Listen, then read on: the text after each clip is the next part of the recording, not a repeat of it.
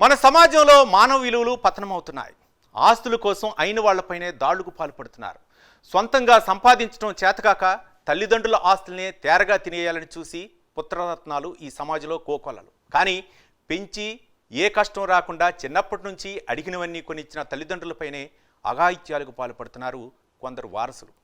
సరిగ్గా ఇప్పుడు అలాంటి ఘటనే మీరు చూడబోతున్నారు. ఆన్లైన్ గేమ్స్ జోదాలు ఆడుతూ జులాయిగా మారాడు ఆ పుత్రరత్నం. జలసాల కోసం లక్షలు అప్పులు చేశాడు. అవి తీర్చాలని తండ్రితో గొడవపడ్డాడు. ఆస్తి పంచి ఇవ్వాలని పట్టుబట్టాడు.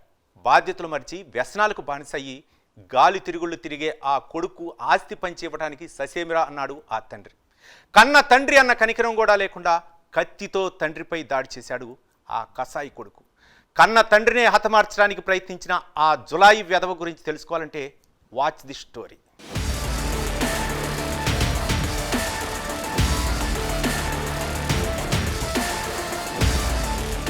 జగిత్యాల జిల్లా కోరుట్ల పట్టణంలో నివసించే రాచకొండ దేవ భూమయ్యకు ఇద్దరు కొడుకులు. అయితే చిన్న కొడుకు నవీన్ ఆన్లైన్ గేములు జోదం ఆడుతూ లక్షల్లో అప్పులు చేశాడు. అప్పులు చెల్లించాలంటూ కొద్ది రోజులుగా తండ్రి దేవ భూమయ్యతో గొడవ పడుతున్నాడు నవీన్. ఆస్తి పంచివ్వకపోతే కుటుంబ సభ్యులను అందరినీ కూడా చంపేస్తా అంటూ బెదిరిస్తూ వస్తున్నాడు.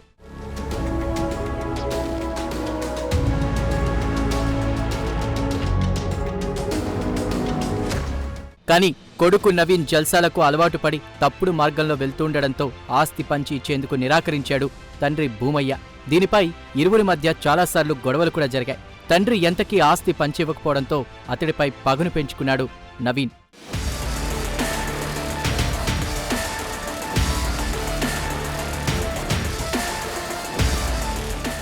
ఈ నెల 29న మళ్లీ ఆస్తి పంచివ్వాలని తండ్రి దేవయ్యతో గొడవకు దిగాడు నవీన్. ఇరువురి మధ్య ఘర్షణ తీవ్ర రూపం దాల్చింది. దాంతో విచక్షణ కోల్పోయిన నవీన్ తన తండ్రిపై కత్తితో దాడికి పాల్పడ్డాడు. ఆత్మరక్షణ కోసం తండ్రి కొడుకు చేతిలోన్న కత్తిని లాక్కుని ప్రతిదాడి చేశాడు. ఈ ఘర్షణలో తండ్రి కొడుకులిద్దరికీ గాయాలయ్యాయి. వెంటనే స్పందించిన కుటుంబ సభ్యులు, స్థానికులు హుటాహుటిన వారిని కోరుట్ల ప్రభుత్వ ఏరియా ఆసుపత్రికి తరలించారు. నవీన్ పరిస్థితి విషమంగా ఉండడంతో మెరుగైన వైద్యం కోసం జగిత్యాల ప్రధాన ఆసుపత్రికి తరలించారు.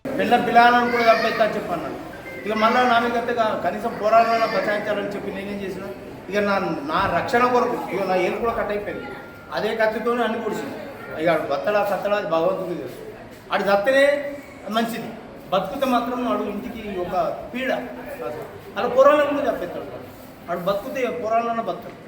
ఆ విధంగా నేను నా దురదృష్టం ఏం చేయాలి, ఎన్నోసార్లు భరించిన, ఎన్నో ఇప్పుడు బంగారం ఏమి కట్టినాం, అప్పులు అన్ని అత్తగారు కోసిన కట్నం కొట్టినాం, అన్నీ కట్టినాం, అన్ని ఎంసీఏ చదివించిన, అది చేసిన, పత్తలకు తావుకు బాగా బానిస అయిపోయాడు. రోజు తాగి ఇంటి ఖర్చు అది చేసు. ఈ విధంగా ఇప్పుడు అది పెట్టుకున్నాడు. ఇవాళ వచ్చి నాకు అమ్మదాకా కాదు లంచ ఉడక ఇది అని చెప్పానంటే మా భార్య ఏమన్నది, అమ్మేస్తున్నాం రా జాగా అమ్మినాక నీకు అట్టెత్తాం బాకీ అని చెప్పి అనుకున్నాను. చూడు నా కర్మ ఈ విధంగా నా కొడుకు నేను అది చేసాను. ఏం కర్మ అనేది, నా కొడుకు నన్ను పోషించాలన్నా నేను ఆమెతోని అది చేసి ఇక మా భార్య ఆమెను కొట్టిండు, ఆమెనంతా లావట్టి ఎత్తేసిండు తాగి వచ్చి.